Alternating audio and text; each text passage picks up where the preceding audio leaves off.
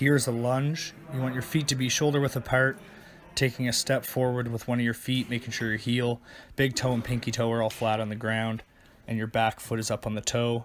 The concentric movement is the lifting phase when your knee and hip joint change angles and go into extension, and the primary muscle movers are the quad, glute max, and hamstrings. On the lowering phase, or eccentric, the hips and knee are going into flexion. Good. This exercise is called Good Mornings. When your feet hip width apart with the dowel or the weight on your rear delt or traps. On the eccentric movement, you're leaning forward, keeping your legs straight, hips go back into flexion, and you want your head to stay up facing forward. On the concentric movement, you keep your core and hamstrings tight, breathing out, coming back up to your starting position as your hips go into extension.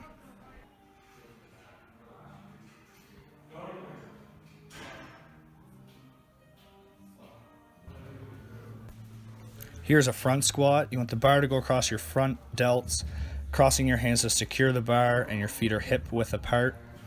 The eccentric movement, your hip and knee joints go into flexion. You want to make sure that you breathe in and that your knees don't go over your toes, going down to at least 90 degrees. On the lifting phase, the concentric movement, your hip and knee joints go into extensions. You want to breathe out and make sure that your knees don't cave into the middle.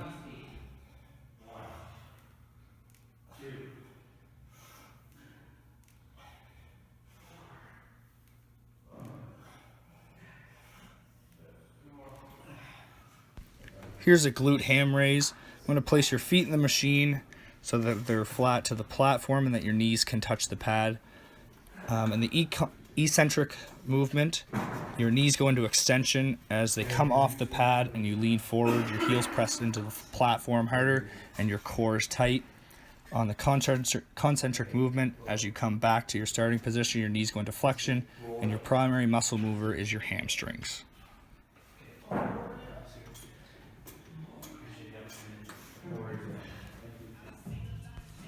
This exercise is reverse hyperextensions. You want to lay your upper body on the platform, let your legs hang down. You want the edge of the pad to be on your hip flexors. The lifting phase is the concentric movement when your legs are coming up. Your hips go into extension, and as you lower them back down, the eccentric movement, your hips are going into flexion, and your primary muscle mover is your glute max.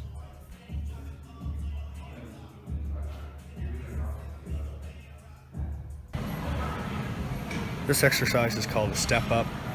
You want your knee to be at about 90 degrees when you're stepping onto the platform. The concentric movement, your hip and knee are going into extension. This is when you're lifting, and when you're lowering, or the eccentric movement, your hip and knee are going into flexion. And the primary muscle movers are your glute max, hamstrings, and quadriceps. Josh is performing the back squat. His feet are hip width apart, his spine is neutral, and the barbell is on the middle of his traps. He's using his hips and his knees to perform the exercise, which is working his glutes, his hamstrings, and his quadriceps. His knees are going in the direction that his toes are pointed. They might go past his toes on some of the reps, and his toes are pointed out slightly. His ribs are splayed. The exercise is a multi-joint exercise, and it primarily works the glutes, and it is a bilateral exercise. It's also important to mention that the barbell is on a straight path, going up and down vertically, and it's not deviating from the path. Josh is performing a conventional deadlift, which is another multi-joint exercise. It uses the knees and the hips, and it works the glutes, hamstrings, and quadriceps muscles.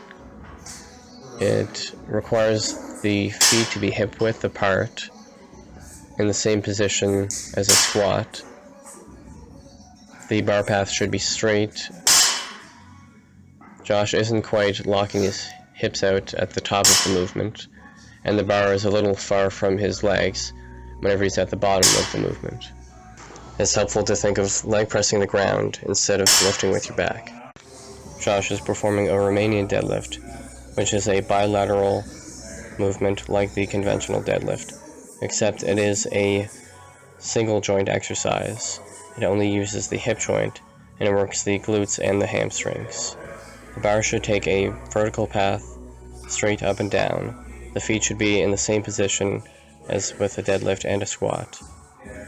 His knees are bending a little bit, and his head is in the same position. His spine should be neutral, but it isn't quite neutral because he keeps his head looking forward. But for the most part, his form is good.